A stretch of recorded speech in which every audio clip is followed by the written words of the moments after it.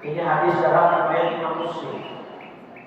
Hanzalah ini suatu ketika di jalanan ketemu Abu Bakar As-Siddiq radhiyallahu anhu. Terus Abu Bakar tanya, "Kaifa haluka ya Hanzalah?" Gimana kabar kamu wahai Hanzalah? Kata siapa tuh?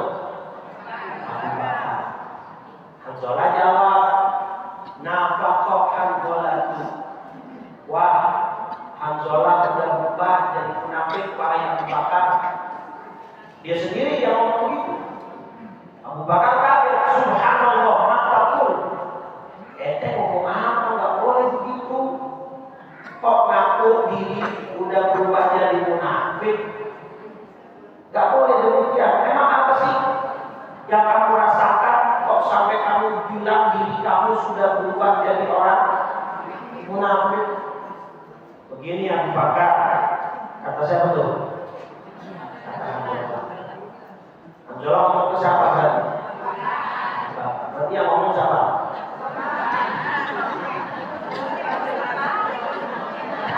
Takutnya ada konsen. Makan siang loh.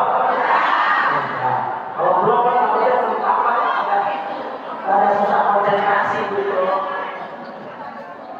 Kata Hanzalah ini begini Abu Bakar, kenapa saya mengatakan bahwa diri saya ini munafik? Naqulu inda Rasulillah sallallahu alaihi wasallam wa yudzakkiruna bil jannati wan nari hatta ka'anna ra'ya 'aini. Jadi saya itu ngerasa kalau saya lagi di majelis ilmu, majelis taklim bareng Nabi cerita soal surga, Nabi cerita tentang neraka, Nabi menceritakan tentang alam kubur. Itu seakan-akan iman saya naik banget. Seakan-akan itu sampai saya bisa melihat surga neraka depan mata. Kalau lagi di majelis taklim, iman itu serasa naik. Wow, mungkin kalau kita berasa kayak malaikat kali itu. Pas lagi di majelis, faida kharajna, tapi kalau kita udah keluar dari majelisnya Nabi, kata Hanzalah, asafnal azwaj wal aulad wa qiyaan. Saya berinteraksi lagi dengan dagangan saya, dengan bisnis saya, bercanda lagi, bercengkrama dengan keluarga, anak, pasangan, nasina katsira. Kita lupa lagi sama akhirat. Saya merasa akhirat kok jauh banget. Saya merasa dosa saya banyak banget. Udah paham belum? Kenapa Hanzalah mengaku dirinya berubah jadi munafik? Kalau di majelis ilmu imannya berasa tinggi naik, begitu keluar dari majelis ilmu turun. Memang kan gitu ya, iman yazidu wayang terus iman naik turun. Tapi kalau kita kadang-kadang naik, seringnya turun. Jujur banget di dirinya. Naiknya kadang-kadang, tapi turunnya. Ternyata Abu Bakar menjawab, wallahi, sampai sumpah Abu Bakar, demi Allah, inna lanal qawmithla hadza. Saya, kata Abu Bakar, juga ngerasain yang sama seperti apa yang kamu rasain. Artinya tadi, kalau lagi di majelis ilmu barang Rasul, iman seakan naik tinggi, seakan surga neraka di depan mata, kita bisa ngerasain. Tapi kalau udah lupa, di luar kita lupa, kita dunia lagi, duit lagi. Bukan ya? Ternyata Abu Bakar mengalami hal yang serupa. Jadi makin masalah semua, semua orang masalahnya sama begitu. Tapi jangan kegeeran dulu. Seturun-turunnya iman Abu Bakar, amat senaik-naiknya iman kita, itu masih jauh. Tahu nggak? Ini iman Abu Bakar lagi turun nih, di sini. Iman kita lagi naik, di sini. Masih jauh, ya. Paham ini maksudnya? Iya. Abu Bakar imannya kuat banget, ibadahnya hebat banget. Ini kan tadi dibaca oleh kita, saudara Bunda Ajar Rabbah kan tentang Isra Mi'raj. Nah, orang pertama yang membenarkan peristiwa Isra Mi'raj siapa? Abu Bakar. Makanya dapat gelar As-Siddiq. Apa artinya? Yang membenarkan. Kenapa? Karena beliau selalu membenarkan semua ucapan Rasulullah SAW. Gini Bu, anak logika sederhananya gini. Di zaman Nabi, teknologi belum maju, pesawat boro-boro belum ada, mobil motor yang belum ada. Sekarang tiba-tiba Nabi cerita, saya semalam pergi dari Masjidil Haram ke Masjidil Aqsa. Itu namanya Isra. Isra itu dari Masjidil Haram ke apa namanya itu? Isra, namanya condong. Maksudnya biar ngapalinnya gampang gitu loh. Itu prosesnya. Isra itu dari Masjidil Haram ke Masjidil Aqsa ke Sidratul Muntaha, hari ke-7 namanya Mi'raj. Jadi Isra wal Mi'raj itu dua perjalanannya, pertama di darat, kemudian naik ke atas. Itu pertama kali Nabi cerita, sahabat bingung termenung. Kalau bahasa kita mungkin gini, kalau benerin tapi kagak masuk akal. Zaman itu nih, kalau kita percaya, kita benerin omongan Nabi nggak masuk akal. Tapi kalau kita bantah, ya ngomong Nabi, apa? Jadi itu jual berarti sahabat. Nah itu yang kagak pakai pikir panjang, cuma Abu Bakar radhiyallahu anhu. Itulah kenapa beliau akhirnya dapat gelar apa? Nah, akhirnya Abu Bakar balik lagi ke cerita Abu Bakar dan Rasulullah. Kata Abu Bakar sih juga ngerasain yang sama. Yaudah yuk, kita curhat ke Rasul Sallallahu Alaihi Wasallam. Ini enaknya sahabat tuh salah satunya. Kalau ada apa-apa ceritanya langsung ke siapa? Kenapa? Cuma nggak usah pakai iri. Kita hidup di zaman sekarang udah alhamdulillah enak. Lah kita kalau hidup di zaman Nabi belum tentu bareng Nabi Bu. Kan di zaman Nabi ada Abu Jahal, ada Abu Lahab. Kalau kita hidup di zaman itu belum tentu kita bareng Nabi. Siapa tahu Abu Lahab, Abu Jahal. Benar? Itu yang sekarang hidup di zaman ini tapi kita beriman kepada Nabi Sallallahu. Nah, akhirnya Nabi udah ini. Apa yang Bakar kedatanganmu ke sini dengan Hanzalah ini? Hanzalah tiba-tiba ngaku dirinya munafik. Kok begitu? Ya, tadi tuh ceritain kalau lagi maju salib imannya naik, kalau lagi di luar maju salib turun lagi, lupa lagi sama akhirat. Apa kata Nabi? Walladzi nafsi biyadihi, demi zat yang jiwaku berada di tangannya, lau tadumuna kama takununa indi la safa'atul malaikatu ala fushikum wa fi turuqikum walakin ya hazalatu sa'atan wa sa'atan.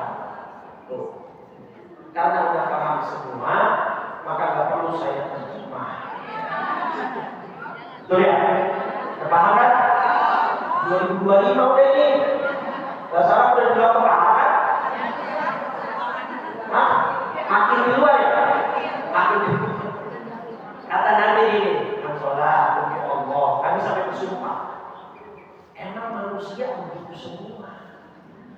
Kalau andai kata nih kata Nabi, ada orang di antara kalian yang ketika di majelis taklim sama di luar majelis taklim itu imannya sama, stabil, itu malaikat akan respect, malaikat bakal ngasih hormat, bakal menyalami kalian di jalan-jalan.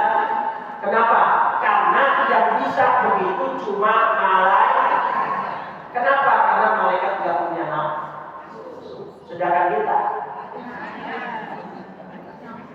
sama makanan, nafsu, sama duit,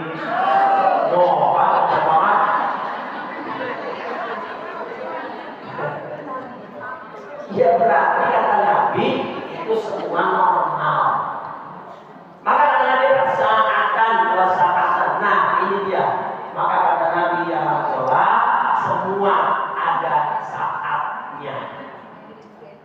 Saatnya ngaji. Saatnya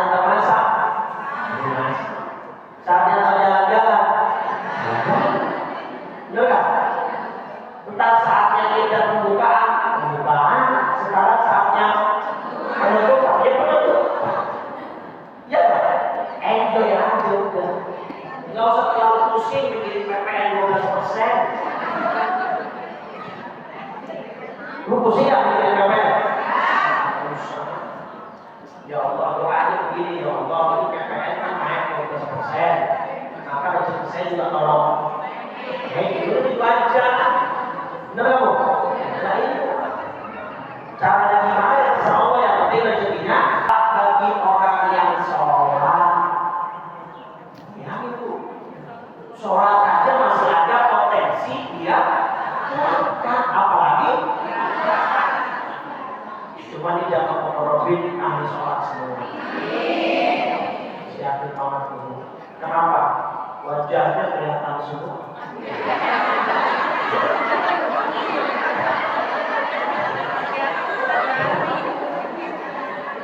Iya kamu, kelihatan kamu. Nah, kalau kita mau benar rezeki kita, mau naik kualitas hidup kita, sholat yang benar itu menyambung tadi saja oleh Allah yang masalah istimewa. Jadi saya cuma 3 poin sama pada siang ini. Tadi pertama cerita tentang sholat, semua ada saatnya. Maka yang kedua tadi berkaitan dengan menaikkan rezeki dan kualitas hidup, salah satunya pakai cara sholat. Emang sudah boleh minta duit dengan sholat? Boleh nggak? Minta rezeki dari sholat dengan cara sholat boleh nggak? Melalui sholat boleh nggak? Al-Baqarah 45 wasta'inu wassalah, mintalah pertolongan kepada Allah melalui media sadar kan? Nah maka sholatnya yang benar, saya bilang benerin. Kenapa saya yakin semua sholat? Cuman takutnya nggak benar. Kalau nggak benar, tak masuknya ke surat Al-Maun tadi, fawailul lil musallin. Celaka orang yang sholat.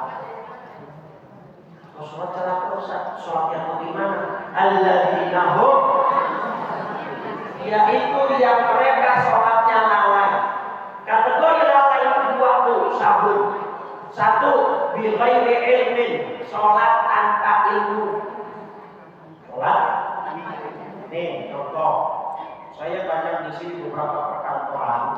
Kan kalau orang kantor pakai lengan panjang bu, pakai kemeja, pas lagi wudhu dia gulung segini. Nih, usul saya begitu entar dia wudhu, pas begitu lompengan tangannya basuh, ditarik lagi nih. Kagak.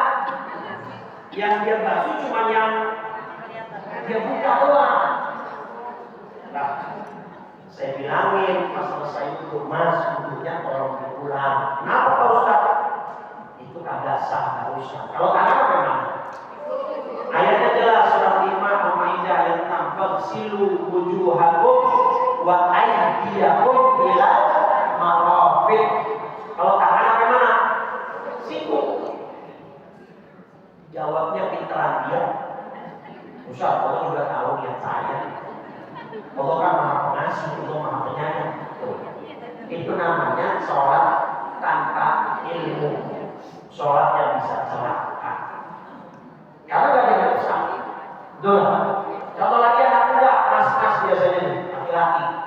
Sholat pakai ilmu dan tepat waktu.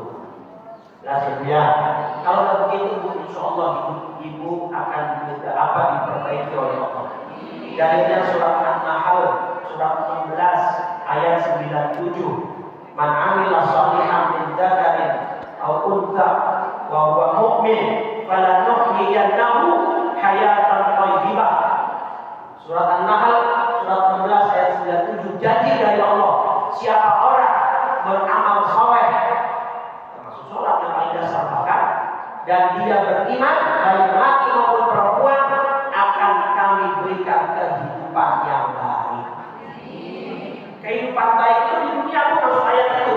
Soalnya lanjutan ayatnya, dan besok di akhirat kami berikan pahala yang lebih banyak dan kurang bersama. Bukan bersamanya di mana? Jauh lagi. Di mana? Puncak. Sempat-sempatnya apa lagi puncak? Ya kan? Misalnya kerja. Sampai rumah jam 10 belum sholat isya. Jangan sampai ada terawih. Jangan pakai punya mesa usah, tapi kan terawih sunnah. Ya itu bisa diterapkan kalau bagi orang yang belum punya uzur, sakit, ya nggak berpergian dan tapi kalau itu kan uzurnya kagak ada. Kadang-kadang uzurnya ibu dibikin sendiri sih. Jadi ibu tanya ke saya, Ustaz, Ramadan pernah saya ke Tanah Abang jam 12 siang. Udah gitu di 10 hari terakhir. Kalau rame-rame kan tuh, kepala saya kelihatan usah, mata kunang-kunang. Akhirnya bagaimana? Kasih minum es teh. Hukumnya bagaimana saja? Kan darurat. Saya jawab aja, Bu. Malaikat juga bingung nyatanya. Habis kalau dia nggak buka bukan sakit, tapi sakitnya dicari sendiri sama dia. Udah tahu dan udah siap. Kenapa? 10 hari terakhir ya. Maksud saya bukan nggak boleh, tapi tahu konsekuensi.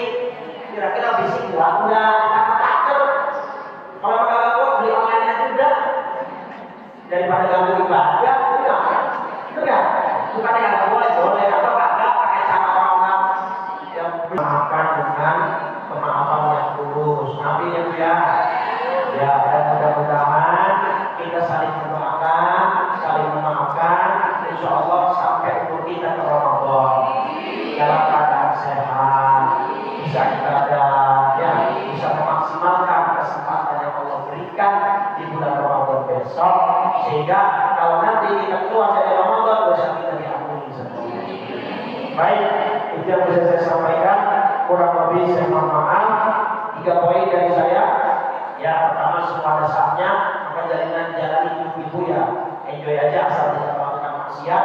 Ya, semua ada saatnya. Yang kedua, sholat itu benahi, perbaiki, sempurnakan. Dan yang ketiga, teruslah belajar untuk menjadi orang baik, menjadi orang yang dermawan, yang suka berbagi. Dengan itu mudah-mudahan kita mendapatkan kehidupan yang baik dunia dan akhirat. Amin ya rabbal alamin. Baik, yang bisa disampaikan. Nanti doa ditutup oleh para ustadzah. Saya undur diri dan saya mohon maaf. Insya Allah sampai ketemu di setelah Ramadan. Ya, kapan nanti mudah-mudahan kita panjang umur sehat walafiat. Kita lanjutin lagi pengajian kita pada yang kita. Amin ya rabbal alamin. Assalamualaikum.